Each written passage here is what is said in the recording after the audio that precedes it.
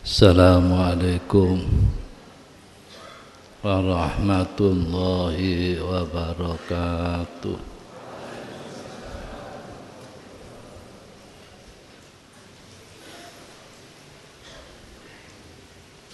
Bismillahirrahmanirrahim.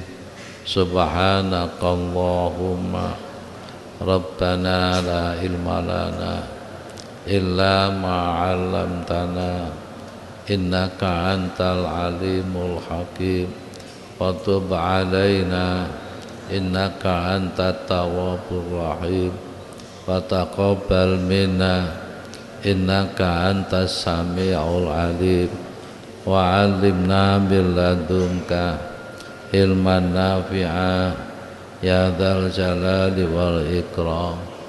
Allahumma aftah lana hikmataka wangsyur alaina rahmataka ya dzal jalali wal ikram.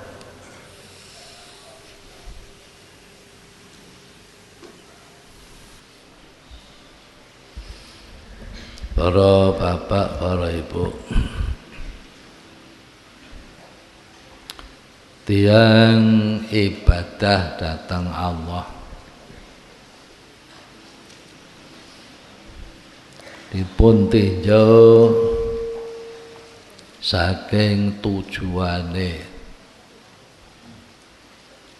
orang-orang yang beribadah kepada Allah dipandang dari sisi tujuannya.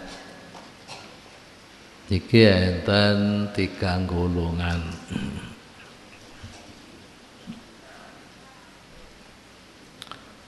Nomor 1, wong sing ibadah maring Allah tujuane ganjaran, tujuane ongkos, tujuannya pahala, puncaknya besok ning akhirat selamat saka neraka mlebu swarga. Zuhziha anin nar wa udkhilal jannah. Golongan niki disebut abid. Disebut abid. Kalau baleni wong sing ibadah tujuane ganjaran, tujuane ongkos, besok nek mati selamat neraka mlebu swarga.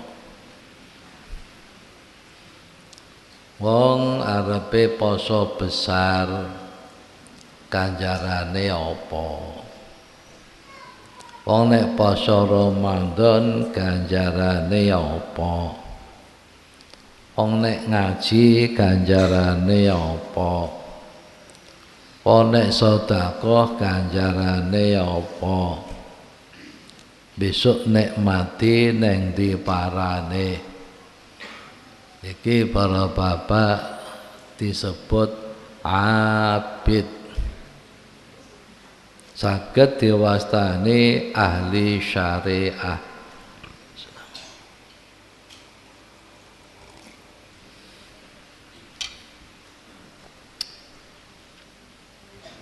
Nek mati neng ndi parake? Nek mati selamat neraka mlebu swarga. Iki disebut abid. Ugi saged diwastani ahli syariat.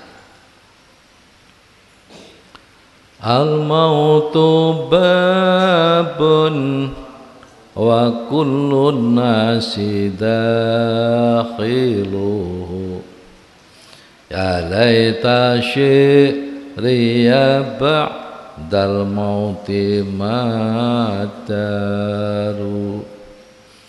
wadaru jannatu khul tin in amil tabima yardal ilahu wa in alafta fanaru mahallani ma linnasi ghairuhuma fangdur li nafsika ayat dari takhtaru al-mautu babun wa kullu nasi dakhilu ya laita syi'riya ba'dal mauti mataru. Kematian itu laksana pintu gerbang. Semua manusia akan memasukinya. Ya laita syi'riya kunek cara Jawa la ya ba'dal mauti madaru. Setelah kematian di mana rumahku? Setelah kematian di mana rumahnya?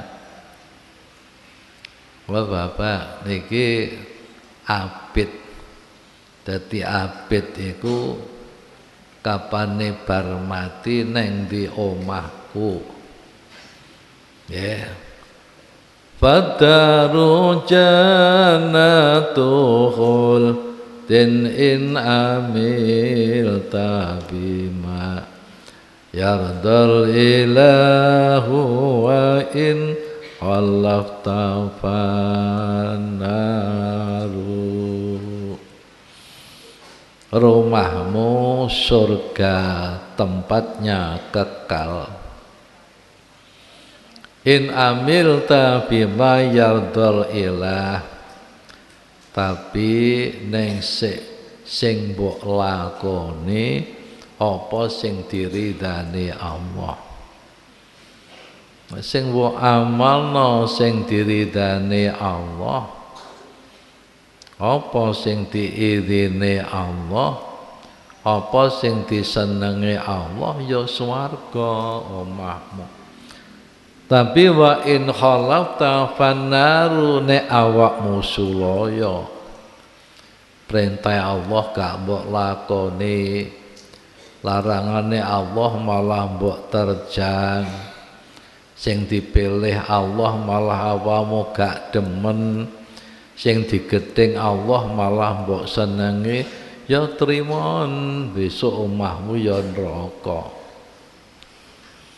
Huma mahallani ma linnasi ghairuhuma fangdur li nafsika ayat dari takhtaru. Neraka dan surga itulah besok setelah mati. Untuk manusia tidak ada yang lain.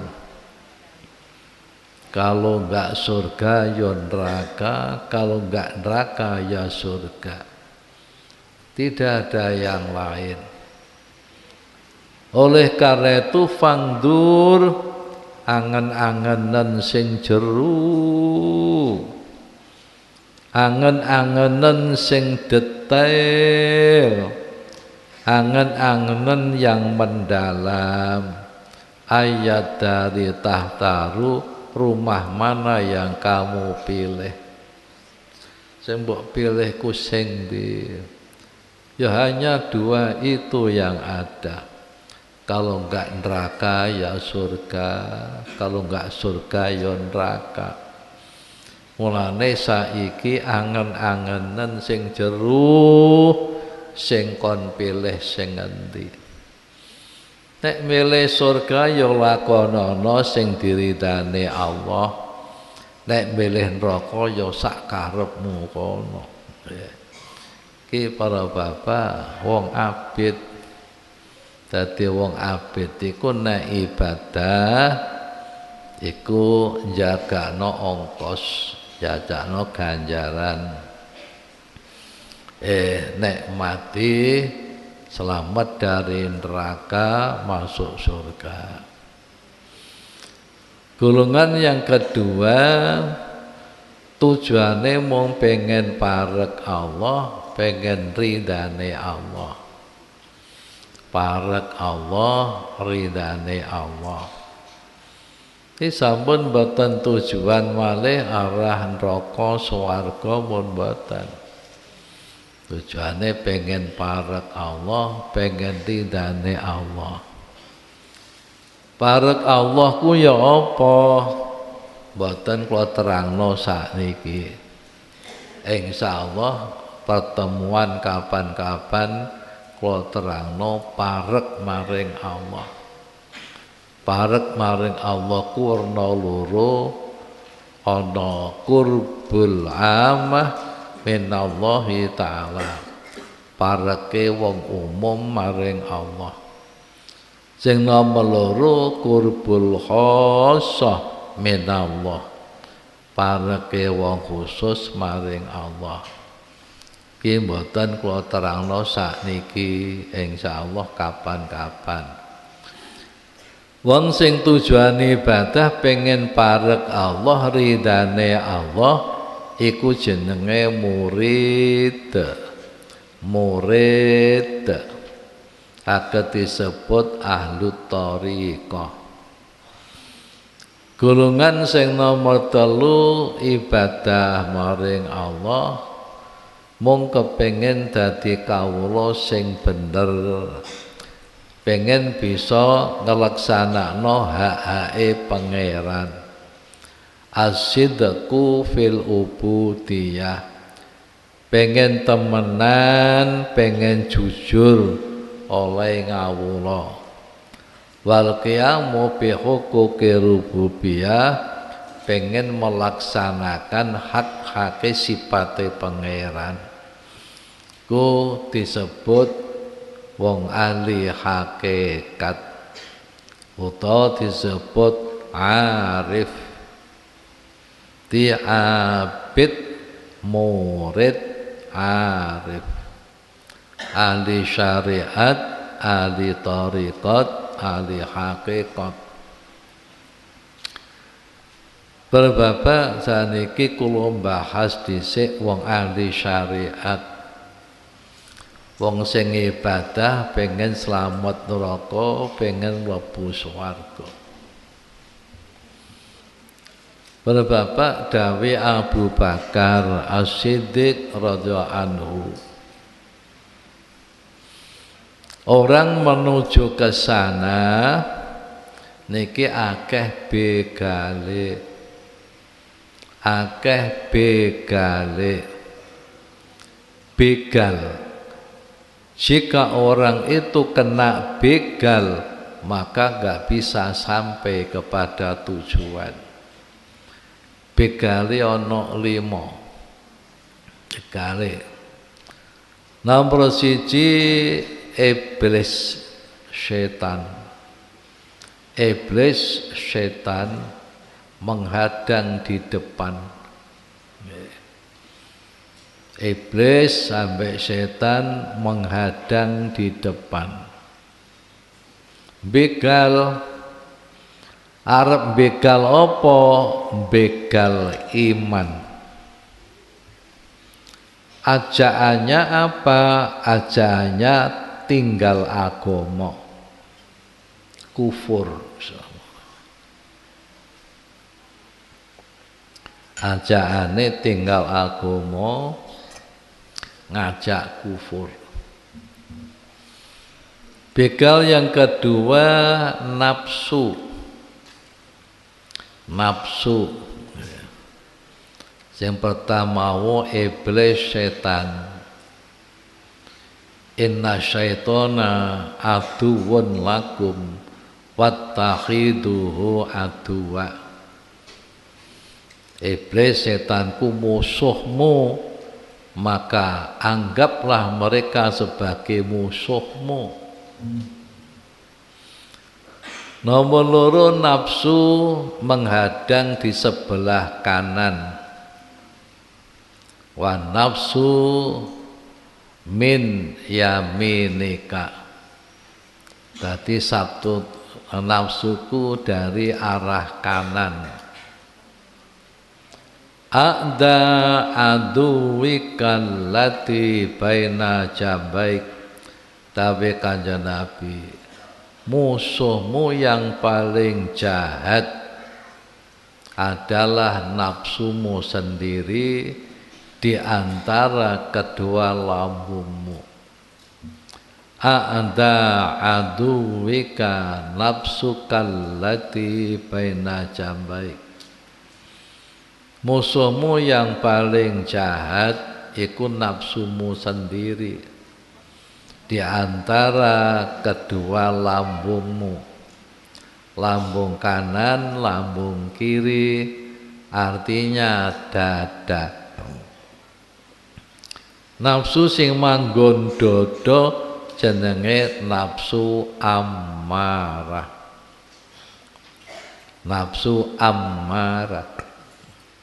Fama ubarri'un nafsi inna nafsa la ammaratum bisu. Nafsu menghadang di sebelah kanan ku ngajak apa? Ngajak maksiat. Dadi ajakane maksiat, maksiat. Yang ketiga, wal hawa min yasarika. Yang menghadang di sebelah kirimu adalah hawa. Hawaku kesenangan. Hawa ambek nafsu iku dhewe. Kadang-kadang wong nyebut digandeng hawa nafsu. Nafsu ada sendiri, hawa ada sendiri. Fa amma man khafa maqama rabbih wa nahan nafsa 'anil hawa fa innal jannata hiyal ma'wa. Hawa menghadang di sebelah kiri. Ajaane apa? Ajaane asyahawat. Ngajak seneng-seneng. Ngajak seneng-seneng. Ngajak ya seneng-seneng apa sing disenengi nafsu. Ora demen nglakoni ibadah sing abot-abot. Seneng-seneng. Wal bapak sing nomor 4 ad-dunya. Ad-dunya fi khalfika. Dunyaku manggone menghadang di sebelah belakang. Dunya. Ajaane apa dunya? Ajaane supaya milih dunya, supaya goleki dunya ora goleki akhirat, supaya wong demen dunya gak demen akhirat. Senomor 5 a'dhaika. A'dhauka gautamu dhewe fi hawalaika. Gautaku menghadang di sekitar kita. Gautane dhewe ku sing ana 7, mripat, kuping, cangkem, tangan, sikil, weteng, farji. Iku yo begal. Ajaannya apa? Ajaannya dosa. Mripatku yang ngajak dosa, kuping ngajak dosa, cangkem ngajak dosa, weteng ngajak dosa, tangan ngajak dosa, sikil ngajak dosa, farji ngajak dosa. Lho Bapak, nek sampai kula jenengan kena begal perkara 5 iki gak bisa sampai zuhziha anin nar wa udkhilal jannah. Gak akan bisa sampai ke sana. Lho Bapak, iblis setan ajaane kufur.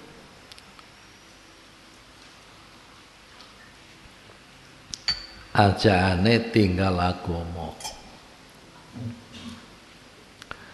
Harus diwaspadai kesempatan emas bagi iblis. Kesempatan yang baik bagi iblis. Ini supaya diwaspadai. Pertama, ketika manusia diuji baliyah.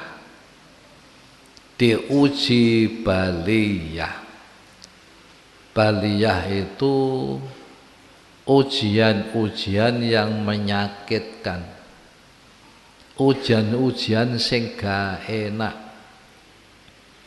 Diuji dadi wong fakir, diuji dadi wong miskin, iku jenenge baliyah. Diuji awake lara, diuji keluargane sakit. Iki para bapak ujian-ujian baliyah. Niki kesempatan emas bagi iblis, bagi setan menggoda manusia. Yang kedua, ketika manusia sedang kritis, sedang nazak, waktu kritis, ini kesempatan iblis untuk menyesatkan manusia. Loro niki. Berbapak wong kunek pinuji diuji Gusti Allah. Diuji fakir, diuji melarat, apot. Wis anake lara-laran, bojone sakit-sakitan, bondo gak duwe. Iki para bapak wong ku sumpek nggih. Jane ku susah, wong niku sedih dalam saat-saat seperti ini. Wis utange akeh, gak iso nyaur.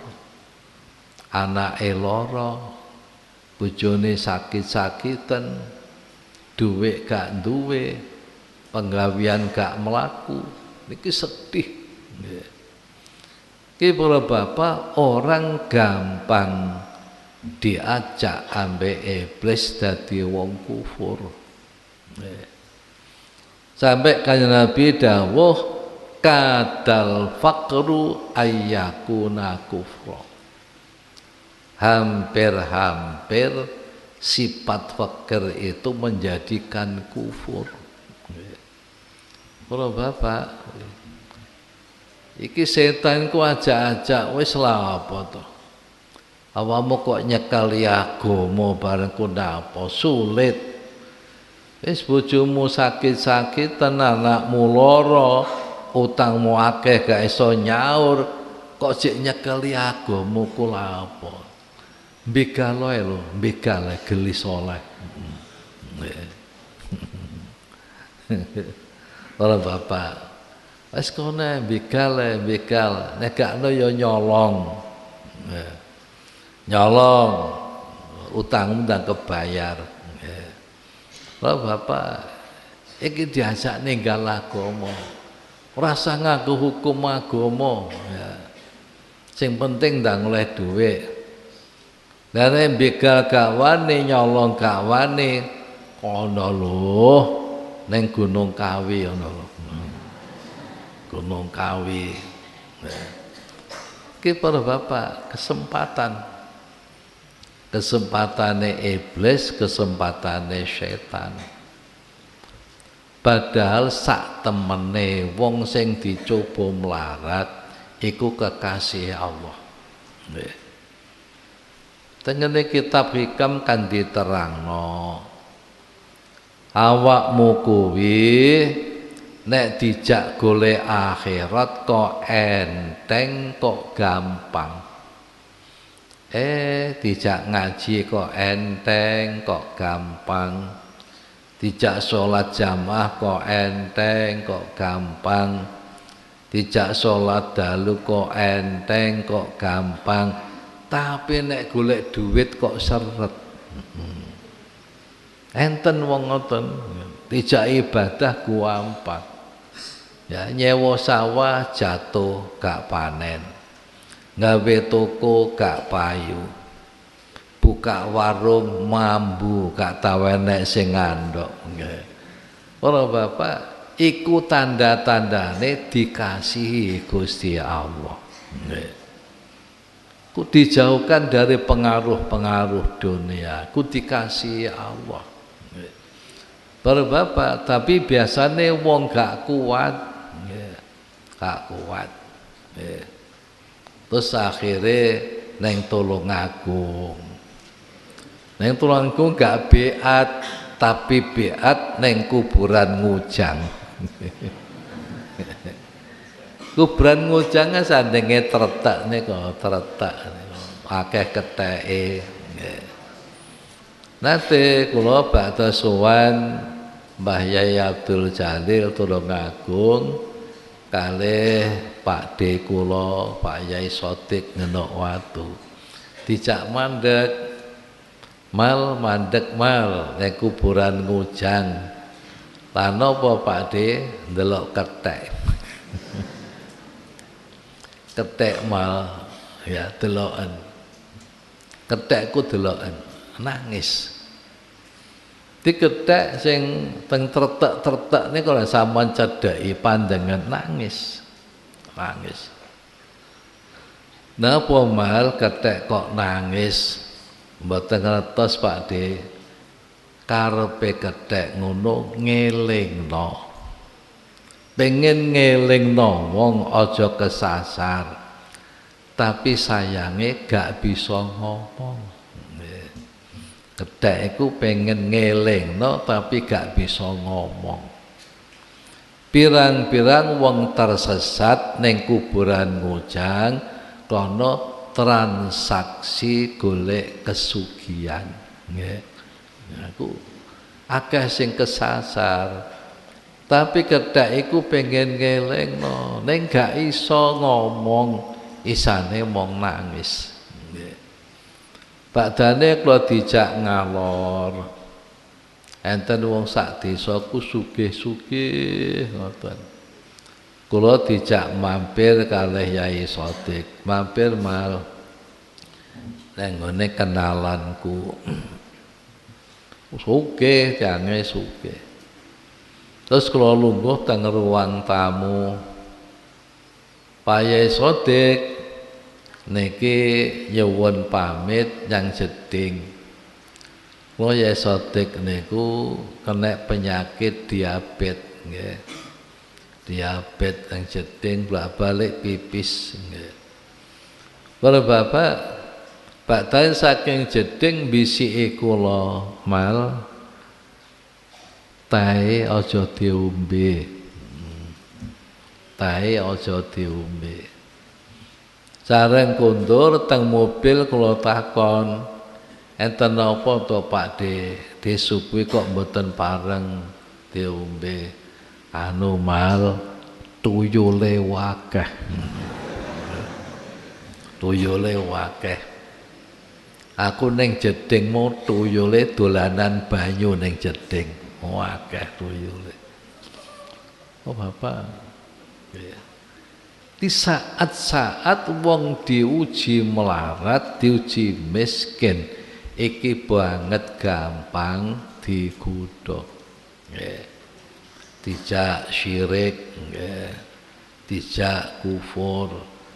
Nggih enten sing modele ngrika, enten sing modele teng Gunung Kawi. Nggih pirang-pirang panggonan niku pirang-pirang para bapak. Nggih. Nah, niki jenenge kenek kuda, kenek begal. Nggih.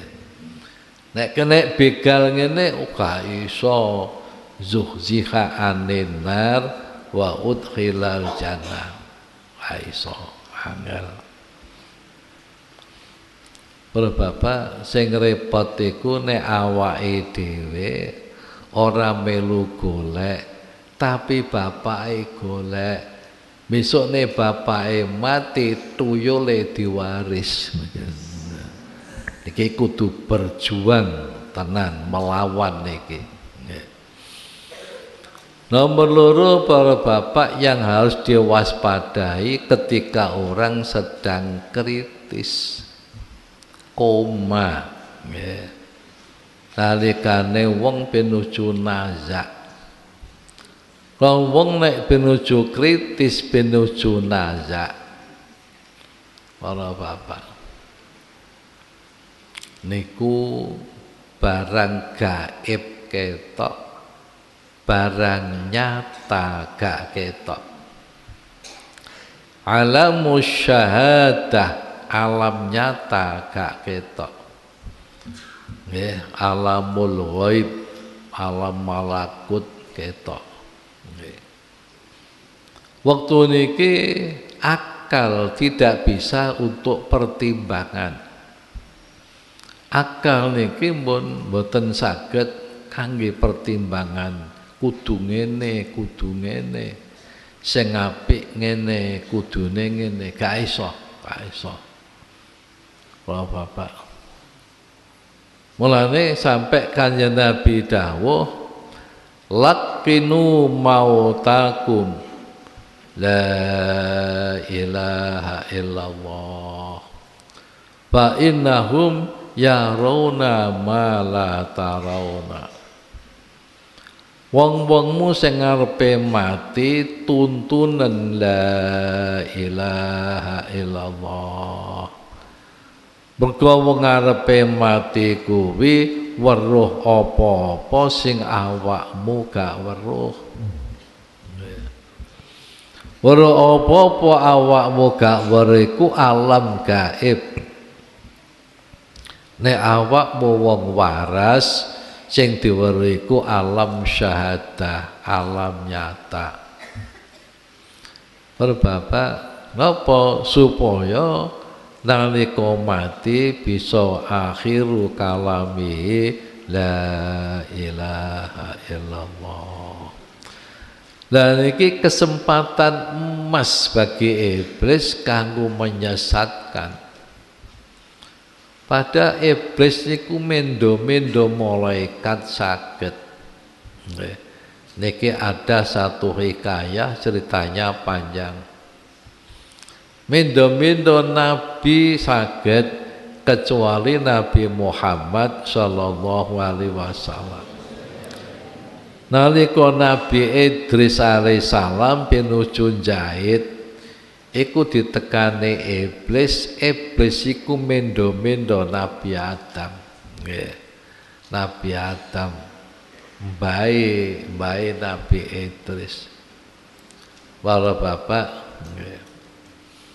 Nabi Adam nggih saking iblis niki takon. Idris piyambake nggawa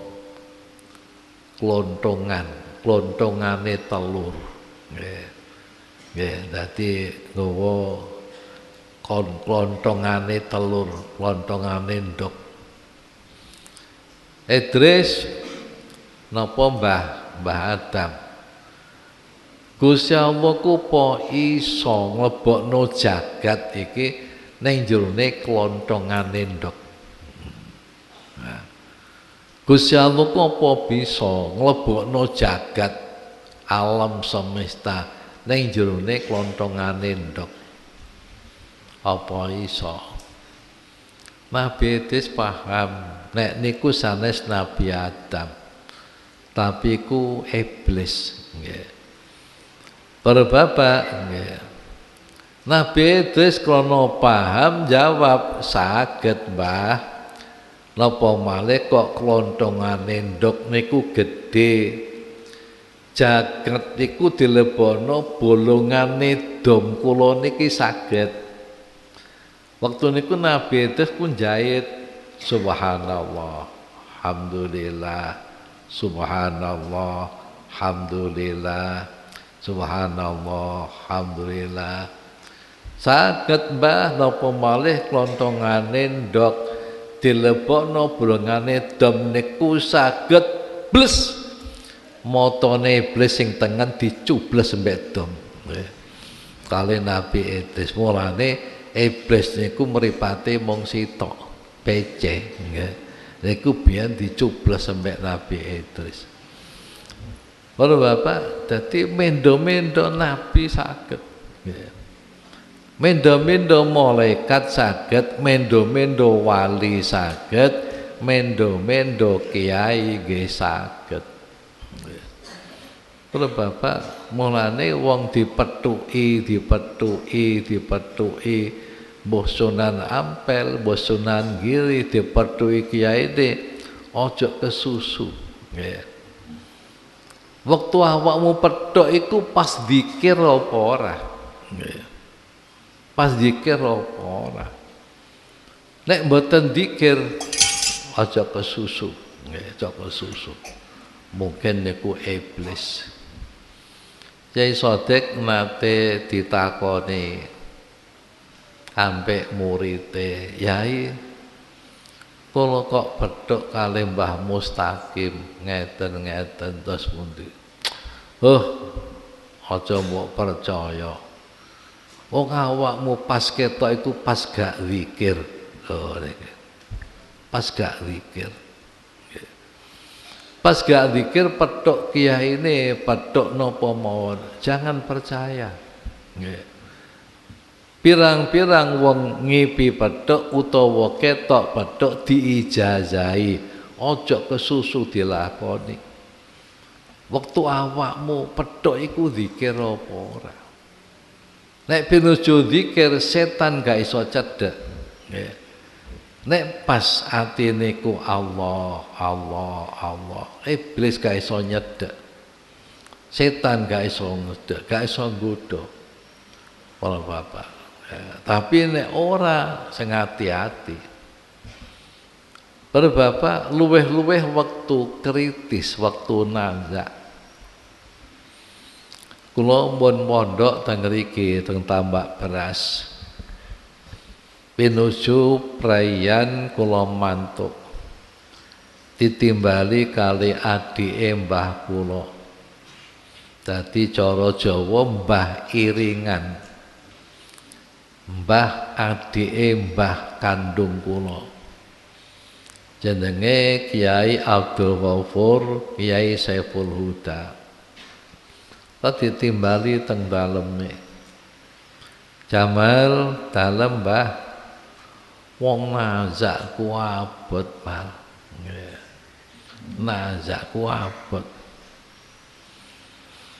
Di wong pinuju nazak kuwi weruh barang gaib, ora weruh barang syahadah. Aku ditunggoni mbokmu gak ketok. Aku ditunggoni nyaiku gak ketok. Aku ditunggoni anakku yo gak ketok. Malah sing ketok iku malah kiaiku, Kiai Mustajab Gedong Sari. Mustajab Gedong Sari ku ketok. Banjur ndhawuhi aku iki wawancara rohani. Kalau wong sing nazak wis kritis, gak kena dijak ngomong. Jadi sing weruh iku rohaninya, yang wawancara rohani. Pur sadurunge haji jenenge Abdul Ghafur. Pur awakmu jeling ambek aku. Tasih Mbah. Aku sapa pengen kiai kula Mustajab Gedong Sari. Bener pur bener ya. Pur nalika awakmu ning pondok tak ulangi la ilaha illallah. Iku jebule salah, Pur. Salah, gak bener. Gusti Allah ku gak enek. Nggih. Gusti Allah ku gak enek. Wis saiki Pur terokno aku la ilaha mboten sampai ilallah. Untung mal aku mlebu thariqah. Aku mlebu thariqah Qadiriyah wa Naqsyabandiyah. Neng cukir guruku Mbah Adlan Ali. Aku dilatih hifdzul anfas. Dilatih hifdzul anfas. Atine njaga nafas. Khurujuha wa dukhuluha bidzikrillah. Dadi nafas iku metu Allah, nafas iki mlebu Allah, nafas metu Allah, nafas mlebu Allah. Iki tak lakoni sampai dadi gerak refleks. Iki pokok nafasku metu Allah, nafasku mlebu Allah. Lho nalika kiaiku la ilaha ngarani nek Gusti Allah ganek atiku kumune mal Allah. Bareng atiku mune Allah kiaiku mustajab ngodong sari mencelat. Lho iblis nggih. Mencelat. Para bapak, lho niki saat-saat niki saat emas bagi mereka. Iblis dan setan menyesatkan manusia. Bareng jedul mal rupa mbokku cara nganjukku mbok ibu. Aku dirayu, aku dielus, aku dicumbur rayu supaya aku melu kiaiku. Atiku muni maneh mal Allah, mbokku mencelat. Bareng itu bapakku teko, bapakku kuasar, aku dikasar, aku diajar supaya aku nderek kiaiku. Atiku muni maneh Allah, bapakku mencelat. Bareng ngono aku sadar mal, bareng aku sadar, aku njaluk diwudoni, aku terus urip. Nganti saiki aku iso ceritane wong Nazak. Wis ngene iku berate nggih. Bapak dadi sampai dumugi mangkana akhiru kalamihi la ilaha illallah dakhala jannah niku angel. Niki godane niku nggih. Dawe kanjeng Nabi lakinu mautakum la ilaha illallah niku dalam rangka supaya akhir gunemane iku bisa la ilaha illallah. Iki critane mbah kula niku Nazak banjur urip maneh saged cerita. Nggih. Bapak kathah wong sing cerita Nazak lajeng beja teng kula nggih ngeten iki padha. Dadi dijak nggih ngakoni Gusti Allah gak enek. Banjur terus teko maneh halus. Ana teko maneh kasar, nek gak gelem disiksa. Nggih. Enten terjadi kados ngeten tiange sakniki sik urip nggih. Pedhok kula niku nangis. Maka nanti ngrungokno cerita kula tentang mbah kula niku wau piyambake ngalami. Tapi enten sing modele ku penak modele nggih. Nggih niki kanca kula sak kelas. Lare Probolinggo nggih. Ngeterno putune mondok ngriki, mondok teng Pondok Induk. Niku cari kesempatan pengen pedhok kula. Lan pedhok kula cerita, "Mas, aku tas mati, Mas." Ngono. "Mas mati aku urip meneh." Ngono. "Kapan, Kang?" Aku ngono. "Aku tahun 2007 aku mati, Mas, wis sak jam." Urip meneh. Dadi aku impusku wis dicopot, selangku wis dicopot kabeh. Ya. Aku arepe diramut, urip meneh. Rumangsane sampean piye? Aku digawa wong loro. Wong loro sisih tengen ambek kiwa. Mbah aku gak nyawang sapa sing gawa. Tapi digawa munggah. Langit pertama indah, Mas, indah. Aku seneng. Langit kedua maneh indah maneh, langit ketiga sampai ketujuh. Lho kok sik munggah to, Mas? Munggah maneh sampai langit ke-10. Oh, langit nganggur 7 kok sampai ke-10. Bareng langit ke-10 sing sisih tengen iki muni isih adoh iki balekno. Isih adoh iki balekno. Akhirnya balik malih urip. Aku niku kanca kula sak kelas teng mriki, muallimin.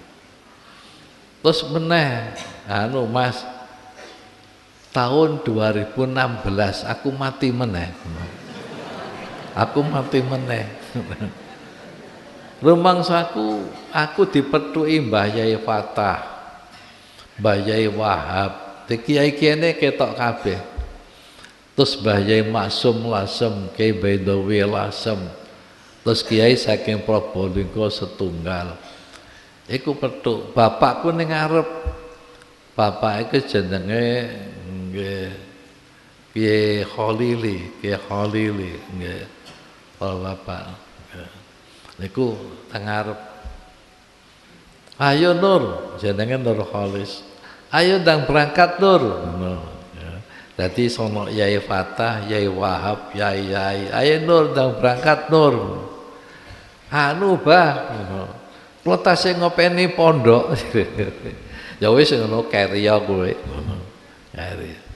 Lho kok niku kok penak men. Tapi nek pinuju iblis, masyaallah nggih ngoten. Dadi sing kudu diwaspadai niku wae. Kalau bapak iku nomor 1. Nomor 2 nafsu menghadang sebelah kanan.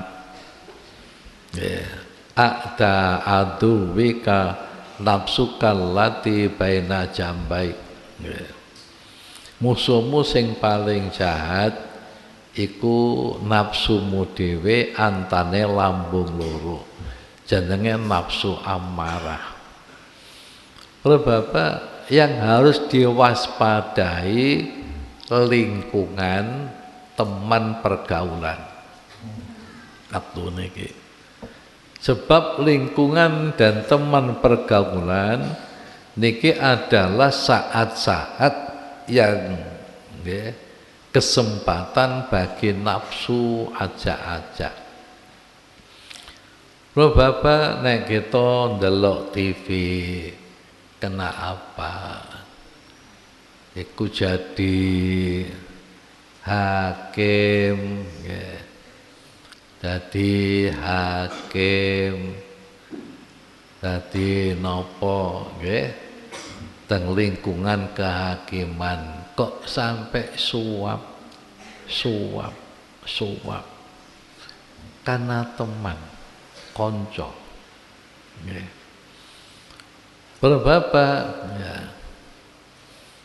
Jadi Mahkamah Konstitusi, jadi Mahkamah Agung, iki pangkat sing tinggi, gajinya besar, kedudukannya paling tinggi. Kenapa? Kena disuap. Ini tidak lain karena teman konco. Ya. Kalau bapak nek delok TV enak wae. Saiki Kementerian Perhubungan kena pisan. Wah, napa sing mboten kena? Karena apa? Karena teman pergaulan. Oh Bapak, niki gampang kena godhok. Mulane enten hadis Nabi, ana wong enem besok iku mlebu neraka tanpa diperiksa. Ana wong enem mlebu neraka tanpa diperiksa. Sitatun yadkhulun nar bisitatin qoblal hisab. Dadi sadurunge dihisab iku langsung kon masuk ning neraka. Apa nomor 1 al-umara bil jauri. Pejabat karena penyelewengannya. Niki. Pirang-pirang saiki pejabat ketangkep korupsi. Karena apa? Adalah karena teman pergaulan. Bil jauri. Banjur nomor 2 wal arabu bil usbiyati. Yang kedua bangsa Arab karena fanatik butanya. Mulane para bapak nggih.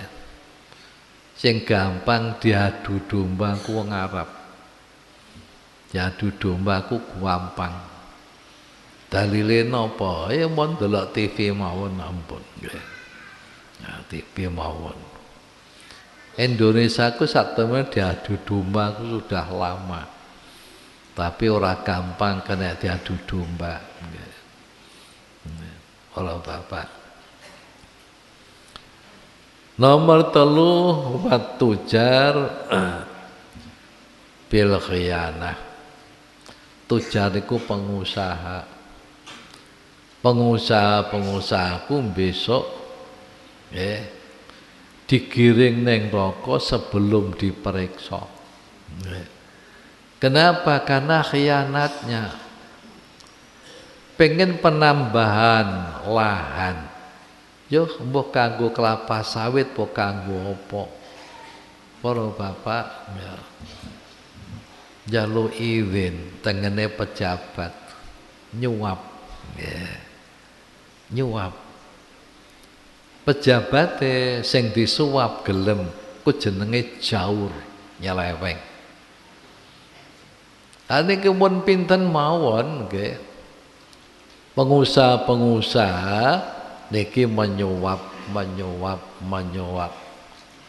Sing akhir-akhir iki jenenge Kementerian Perhubungan kena pisan. Masyaallah suap. Niki karena apa? Konco. Konco.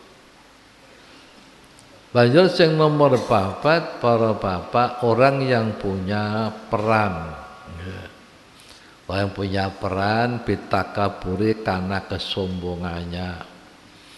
Yang kelima orang-orang bodoh karena kebodohannya. Yang keenam ulama. Ulama ku besok ono sing tanpa diperiksa langsung ke neraka. Kenapa? Bil hasadi. Krono hasud. Krono hasud. Jadi ada 6 orang. Nah, para bapak niki tadi kenapa kok nampa suap? Kenapa kok nampa suap? Kenapa? Karena teman. Kenapa itu kok korupsi? Kenapa itu kok korupsi? Kenapa? Karena teman. Bapak, saat ini kok pirang-pirang wong apik-apik termasuk artis wong apik kok kena narkoba. Karena teman. Bapak, jangan perso piyambak gak usah tak sebut jenenge. Artis ini, artis itu terjerat narkoba. Kenapa? Karena teman. Kula Bapak mengke kula terusno kapan-kapan sing terakhir karena teman. Dadi niki sik kula terangno loro tok, iblis sampai nafsu. Nggih. Kula sowan dateng pernah Kakang Mesan. Kakang Mesan jenenge Yusuf Khalil. Yusuf Khalil. Yusuf Khalil niku bapake Saifullah Yusuf, wakil gubernur. Lan nyeluk bapake kula Mas. Dadi Saifullah Yusuf niku nek nyeluk kula Pak Lek. Kula Pak Lek. Kula pas sowan teng bapake. Bapake nembe mawon saking Pasuruan. Dek, kula nembe takziah teng Pasuruan. Aneh, Dek. Napa, Mas? Daerah iku daerah NU. Tadi upacara pemakaman iku upacara ala NU. Ya nganggo azan, ya nganggo ditalkin. Waktu iku sing ngadzan niku Pak Mudin, jenenge Mudin Slamet. Niku pas adzan ngepasi kalimat hayya ala sholah, blek semaput Pak Mudin. Banjur sing ngadzan ganti. Rampung pemakaman Pak Mudin digotong mulih. Diseko banyu anget, diblonyoi remanson, nggih, diblonyoi PPO, nggih, cek ndang sadar. Akhire sadar durung sempurna, ditakoni mbek kanca-kanca. Nah, takoni. Selak gak sabar, nggih. Pak Mudin sampean adzan kok semaput roh apa? Jangan nangan eling malih, ngeblak malih semaput malih. Niki sampai ambal ping 3. Bareng ping 3 sadare sempurna, jawab naudzubillah min dzalik, inna lillahi wa inna ilaihi rajiun. Apa Pak Mudin? Aku diweruhno alam gaib. Nggih. Kathah Pak ngoten niku diweruhno alam gaib. Aku diweruhno jenazah iku dirubung binatang sampai gak ketok. Binatang bangsane ula, kala jengking, tonggeng, kelabang, kebek. Nggih. Hati sampai gak ketok jenazah. Aku ndelok ngono gak tahan. Aku ngeblak semaput. Kalau bapak akhirnya warga niki sowan ibuke. Padahal ibuke ku ahli ibadah. Ibuke ahli ibadah. Dawe Kiai Yusuf Khalil niki ahli ibadah. Para bapak, wong-wong padha takon, Bu, putra jenengan sing tasedo niku amale dos pundi? Nangis ibuke. Derek-derek aja kaya anak kula derek. Masya Allah. Anak kula niku kapane maghrib metu, engko jam 12 bengi mulih mabuk. Nah, kapan bar maghrib metu, engko jam 12 bengi mulih mabuk. Nek tak elingno meja digeder, der ibu kakean cerewet. Tak elingno meneh lawang dipancal jebret, ibu kakean cerewet. Subhanallah, bocah cik Joko dereng duwe bojo, umure sekitar 19 tahun. Ya, rono kanca, nggih. Mane sapa wae sing ati-ati, ya mbuh bocah pondok mbuh sapa, pilih-pilihlah teman pergaulan. Niki satu kesempatan nafsu niku nggodha, nggih. Contohnya wis akeh pejabat iko kenapa korupsi konco. Kenapa pejabat iko suap kenapa konco. Kenapa wong apik-apik pada kena narkoba konco. Karena teman semua. Nggih. Niki nggih ngoten kono konco. Nggih, padahal ibuke wong apik. Kok sampai kaya ngono konco. Nggih. Para bapak, kesempatan kanggene nafsu menggoda orang adalah berteman. Mulane Nabi dawuh ning Sayyidina Ali, wong sing bakale bejo ku tengere telu. Siji panganane halal, nomor loro kanca pergaulan tempat duduknya iku ulama, nggih. Golek kanca ulama. Sing nomor telu salat nimang waktu berjamaah. Iku tandane wong arepe bejo.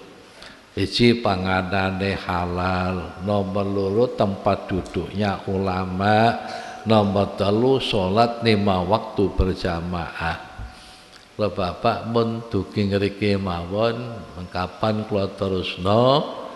Nomor telu al-hawa, nomor papat ad-dunya, nomor limo al-a'dha. Bismillahirrahmanirrahim. Rabbi fanfa'na bibarakatihim wa dinal husna bi hurmatihim wa amitna fi tariqatihim wa mu'afatihim minal fitani rabbika